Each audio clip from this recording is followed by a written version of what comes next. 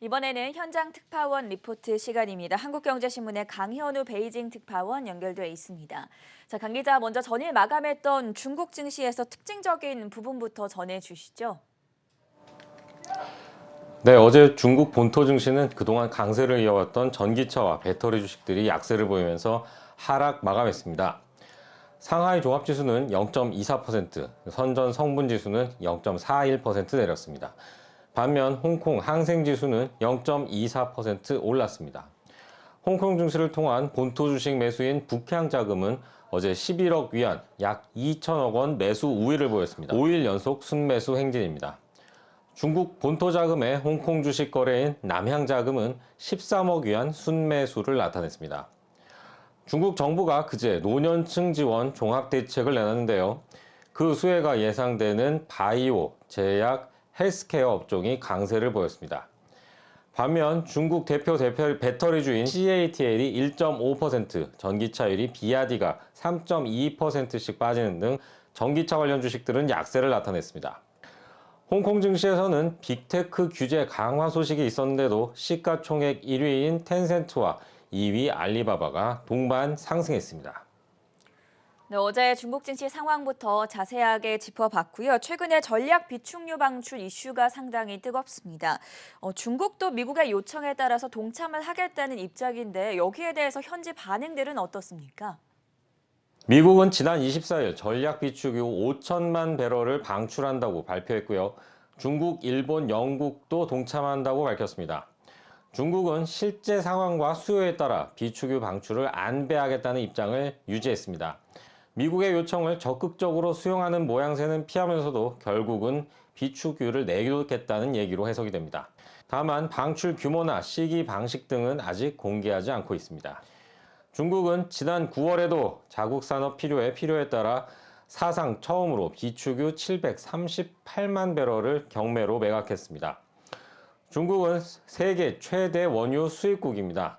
미국이 비축유 방출 국제 공조를 추진하는 건 국제 유가가 너무 올라서 나빠진 국내 민심을 다독이려는 의도가 있습니다. 비축유 방출로 국제 유가가 내려가면 중국 입장에서도 사실은 환영할 만한 일입니다. 미국과 중국은 지난주 정상회담에서도 비축유 방출을 논의했습니다. 조 바이든 대통령이 시진핑 주석에게 요청을 했는데 정상회담에서 이 정도 논의가 됐다는 건 사실상 합의라고 봐도 무관할 겁니다.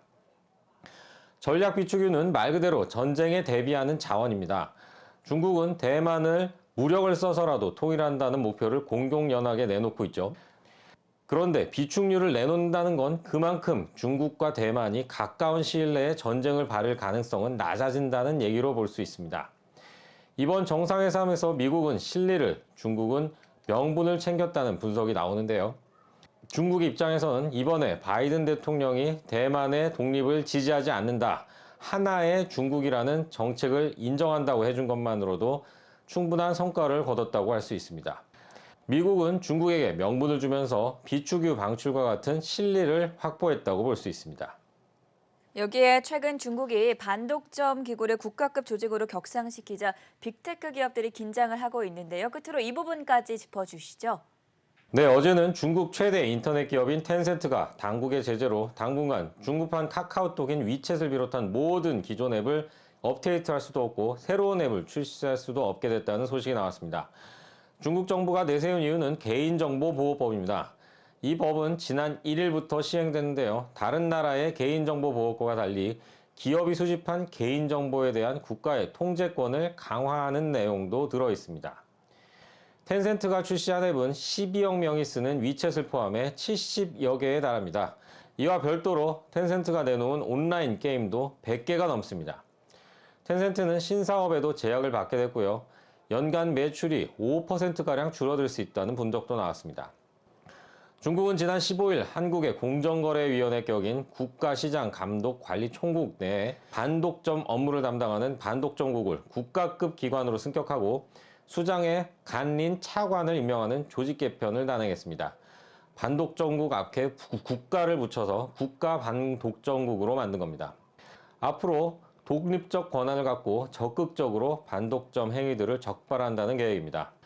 중국은 또 M&A 미신고에 대한 벌금 상한선을 현행 50만 위안에서 전년도 매출의 10%로 대폭 상향하는 반독점법 개정안도 올해 말 처리할 예정입니다. 지난 주말에는 M&A 미신고 사례 44건을 적발해서 건당 50만 위안의 벌금을 부과하기도 했습니다. 텐센트가 13건, 알리바바가 11건 걸려들었습니다. 작년 하반기 빅테크 견제를 본격화한 이후 시장 총국은 이번까지 5차례에 걸쳐 총 87건의 M&A 미신고 사례에 벌금을 부과했습니다. 단속된 사례 중에는 2011년 사례나 2014년 사례도 있었습니다. 그동안 중국은 자국 빅테크가 해외 빅테크들과 경쟁할 수 있도록 지원하는 차원에서 M&A들을 묵인해 왔는데요. 이제 다시 들춰보고 있다는 분석입니다. 지금까지 베이징에서 한국경제신문 강현우였습니다. 고맙습니다.